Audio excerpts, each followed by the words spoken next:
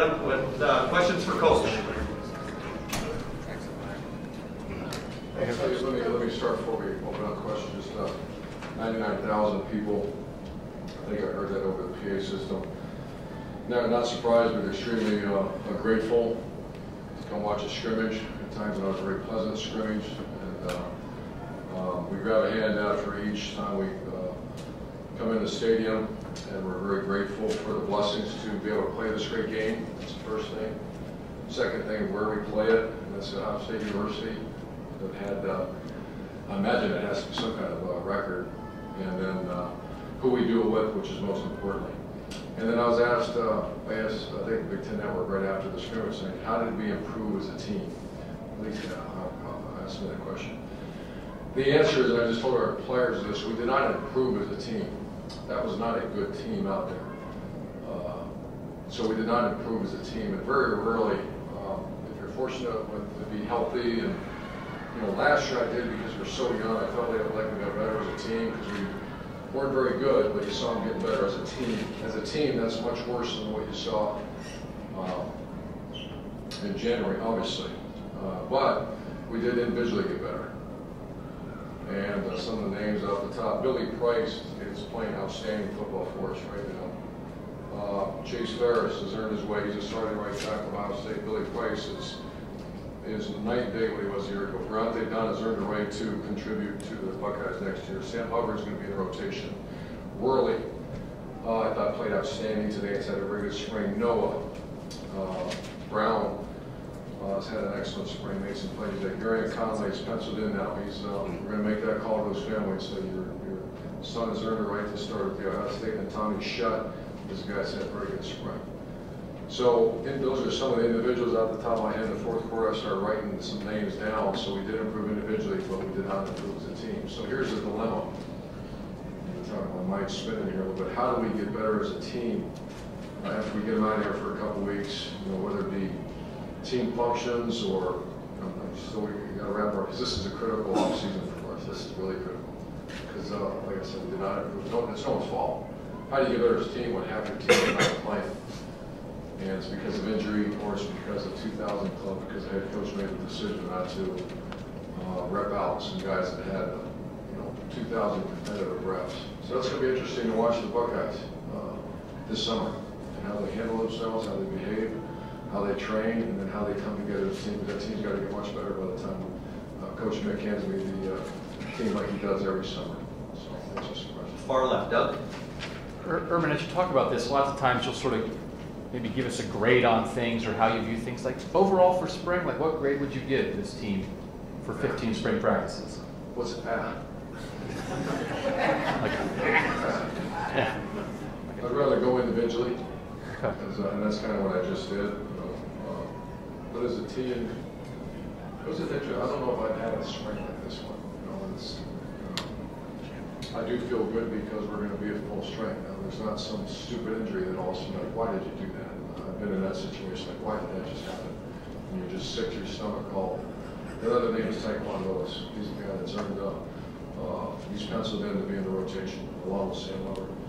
But so I would say on that end, right decision. Now we got to sum up. This is really valuable next few months. And you always talk for a game like this, you want to see young guys when they get into a big stage. What do you really look for? How do you sort of tell that a young guy can handle it? Great question. Paris Campbell is a great example. I had to make Paris Campbell. I called him, and here's a kid that just turned 17 years old. He's about the height of Riddle, and he's really not. He's fine. And I grabbed him, and I need you to win the game right here. I need you to score. I was like on the 4-yard line. And if you kind of look at it, what the heck with this man? He took the ball and put his left foot on the ground and dove in, made a great cut and scored. And I saw his celebration in the end zone. That's what I remember from the spring game. That's going to help him get in the rotation. That's just an example. Other example, I asked a couple guys to make a play and they didn't do it. Now I'm going to find out why when I meet with them next week and just get into the psychological impact of playing in the stadium hands on a player. Back row right, one question each, please. Yeah, Coach. Cardale, does that kind of follow along the lines of what you're talking about?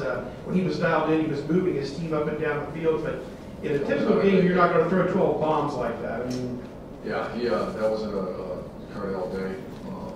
He played behind a makeshift offensive line. So I can give you a bunch of excuses But he's got to be much sharper than that. For the spring, I'd give him a very good spring, though. He didn't necessarily see it today. Front row left, Rusty. Is there an area in particular that really has to make strides in the summertime? I mean, the running backs, obviously without Ezekiel, that hurts you a lot, but is there a particular area?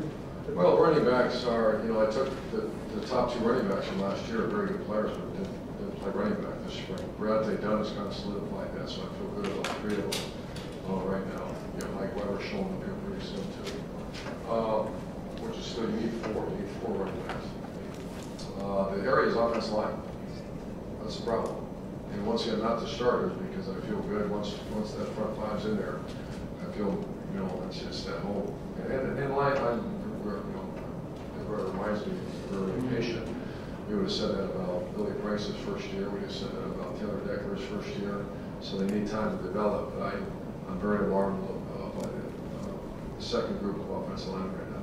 Front row, Todd. Kirby, these guys are going to leave here in a couple of weeks. You're going to go through player evaluations. After all that, how much time will you spend thinking about the decision that you have to make sometime in August about who your quarterback is going to be? I won't spend much time at all about that, other than making sure Braxton's getting the proper treatments and JT Barrett's moving forward. And then how we're going to work the summer as far as those kids throwing together.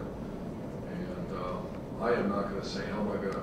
The one thing I will do, to answer your question, I think you're heading there, is I'm going to come up with some kind of system throughout training camp that we're going to chart everything that everyone does. And we've kind of done it, but not to the degree that we're going to do it this year. You have to be right on now.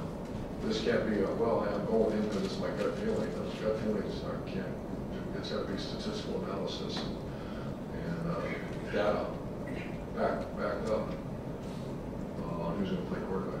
We have time just for a couple more because I want you to get some players. Back row, Pat. Yeah, Urban, with the quarterback situation, you give them marching orders in the off-season, work on this, this, and this. What would those orders be? Tim Beck is a quarterback coach. He'll be more specific about what fundamentals to work on. Once again, Braxton is getting healthy, but we'll do we do compartmental throwing with groups. So, for example, JT will kind of coach him up, so you take a certain group of receivers and work on this, and it's going to be more compartmental improvement. And then Coach Beck will handle the individual improvement, technique improvement. And final questions, Tim. Yeah, just 2 quickies. Number one, following up on what you just said about the QBs. Is it so they will know where they stand day to day too? I mean, so it's not a surprise? Yeah. Well, there's going to be a lot of people interested.